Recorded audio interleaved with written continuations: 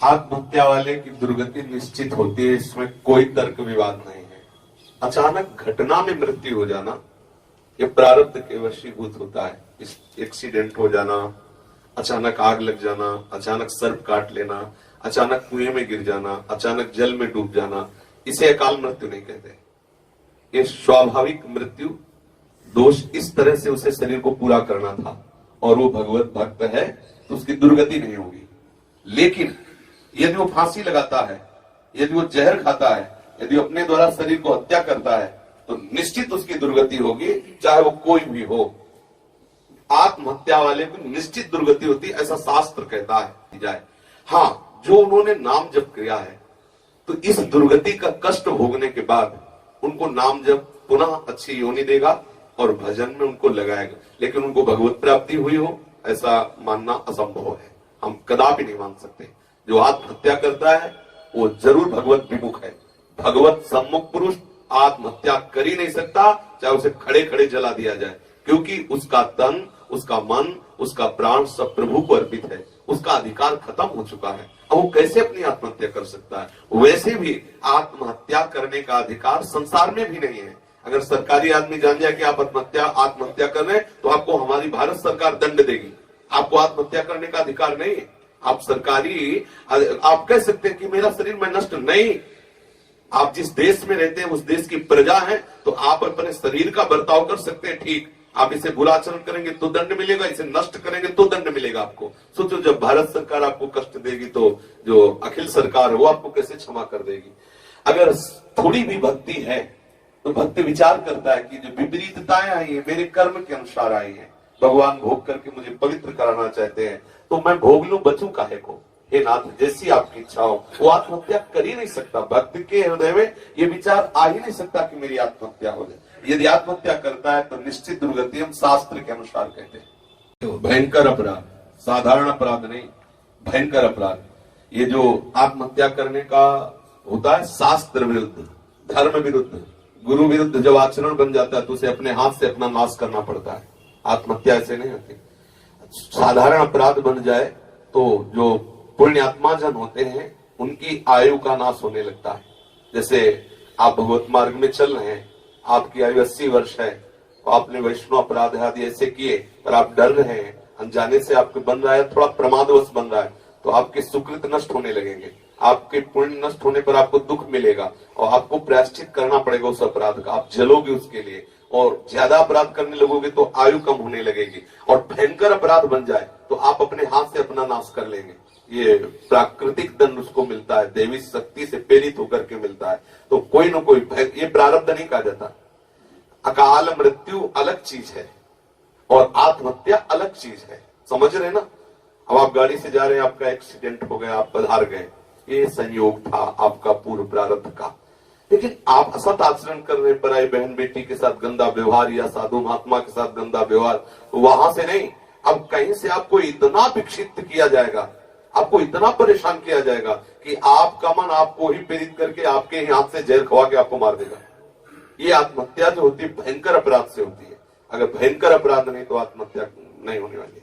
ऐसा भयंकर अपराध मतलब कौन सी श्रेणी में आएगा? जैसे कि ऐसा भी अपराध होगा। हाँ, जैसे शिशु हत्या है, गर्भ हत्या है, पराई स्त्री से पर गमन है, हिंसा आदि कई तरह के ऐसे दोष हैं जिनको हम नहीं जानते और उनको ऐसी तरह से क्लेश देते हैं, किसी को मानसिक शारीरिक इतना त्रास देना। मान लो कोई ऐसा भक्त है जो बाहर से आपको इस कोटि का नहीं दिखाई दे रहा और वो किस कोटि का भक्त है, आपने उसे सताना प्रारंभ कर दिया, भले वो पत्नी क्यों न हो, और वो अंदर से पुकार कर ली कि हे नाथ मैं आपकी शरण में हूँ, हे प्रभु आप। तो दुखिया को न सताइए, दुखिया देगा रोए, और जब दुखिया के मुखिया सुने तो तेरी गति क्या हो? तो अपने आप आपको सब करना पड़ेगा। हाँ, ये जरूर है कि उसके कल्याण के लिए भगवान नाम जप करे, स्वयं भगवान नाम जप कर करके भावना करे कि उस जीव को ये नाम जप प्राप्त हो और वो जहां भी हो वो उन्नति को प्राप्त हो। तो नाम जप के प्रभाव से उसका परिवर्तन हो जाएगा, निश्चित हो जाएगा। किसी के प्रति भी नाम जप करके संकल्प किया जाए तो निश्चित उसका जिस भी स्थिति में है वहां से उसकी उन्नति हो जाती है। नाम जप बहुत बड़ा पावर है। जीवन तो टिका ही अहंकार पर है।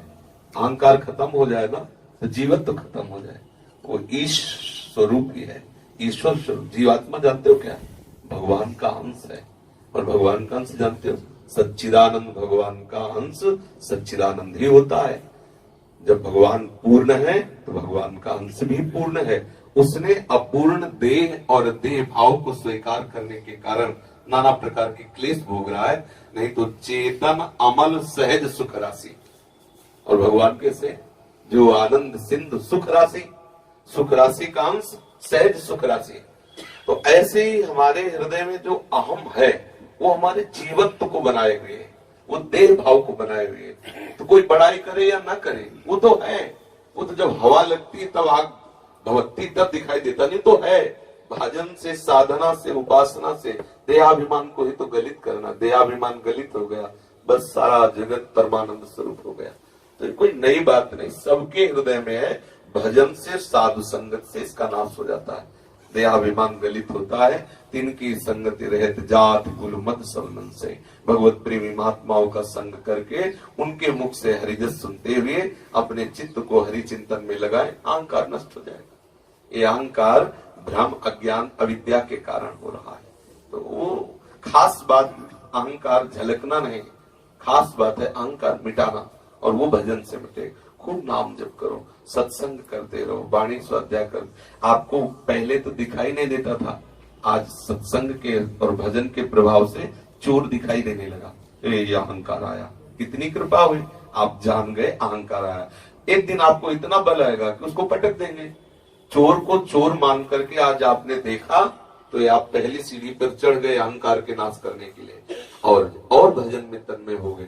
तो आपका हृदय जलने लगेगा जब कोई आपकी बड़ाई करेगा और आपके हृदय में अहम लगे तो जलन, नाथ देखो मेरे अंदर अहंकार है। ये दूसरी सीढ़ी चढ़ गई। तीसरी में वो विशुद्ध बोध हो जाएगा, जिसमें अहंकार रहेगा ही नहीं। ठीक मार्ग पे चल रहे हो, इसमें कोई चिंता की बात नहीं। बस भजन और चिंतन सतत बढ़ाते रहिए। जहां कहीं अहंकार आए तुरंत ऑपरेशन करो उसका। किस बात का अहंकार? मेरे से कोई सदाचरण बन रहा है, कोई अच्छे आचरण बन रहे, तो भगवत कृपा से बन रहे। मन को समझाओ कि तुम देख लो तुम क्या हो, ईमानदारी से देख लो तुम्हारा मन क्या है, देख लो। अगर कुछ भी तुमसे बन रहा है तो भगवत कृपा से बन रहा है। अगर मन के अनुसार चलने लगो तो अपने जैसे बुरा आदमी कोई है नहीं। कितनी बुराइयां हैं, कितनी गंदी है, कितनी गंदी बातें आती हैं, कितनी गंदी प्रेरणाएं आती हैं। ये कहो तो हरि मुझे संभाले और सतमार्ग में चला रहे हैं। अगर हम मन की तरफ देखें तो गंदगी गंदगी ही भरी हुई है। तो काहे का अभिमान? मेरे से जो अच्छे आचरण बन रहे हैं वो हरि गुरु कृपा से, संतों की कृपा से बन रहे हैं। जहां कृपा का स्मरण है वहां दैन्यता होगी, जहां गुणाभिमान आता है वहां देहाभिमान पुष्ट होता है। ठीक है। तो महाराज जी उसमें ये भी था कि जैसे उसमें ये भी सोचता हूँ कि दीनता की बड़ी कमी हो रही है, अहंकार ज्यादा आ रहा है। तो कितना भी उपाय करता हूँ सत्संग की बात, जैसे कबीर जी की बात है कि मुझसे बुरा कोई, मतलब वो चीज, लेकिन तब कुछ नहीं करना। सच्ची बात है, जिस दिन आप इससे अपना संबंध अलग मान लेंगे तो कुछ करना धरना नहीं। जैसे हम गंदगी को पकड़ ले, अब हम झाड़ फूंक शुरू करें कि गंदगी हट जाए, अरे ऐसे फेंक दो, हाथ धो लो, खत्म होगा। उसमें मंत्र तंत्र की जरूरत थोड़ी। इस गंदगी को, शरीर को, भोगों को, वासना को हमने पकड़ रखा है। स्थूल शरीर, सूक्ष्म शरीर, कारण शरीर, ये तीनों माया जनित है, त्रिगुणात्मक है। ये मेरा स्वरूप नहीं है, मैं ये नहीं हूं, पर इनको स्वीकार कर लिया है। तो अब स्वीकार करके शरीर को जो भी करोगे वो गंदगी ही होगी। कृपा के बल से उस समय विचार करो कि शरीर मेरा नहीं, ये मन बुद्धि चित्त अहंकार सूक्ष्म शरीर मेरा नहीं, मायाकृत है। ये तो करेंगे ही अभिमान। आप तत्काल साक्षी भाव, आप उसके दृष्टा बन जाओ और आप उधर से उदासीन हो, ना अच्छा ना बुरा, तो चुप शांत हो जाओ।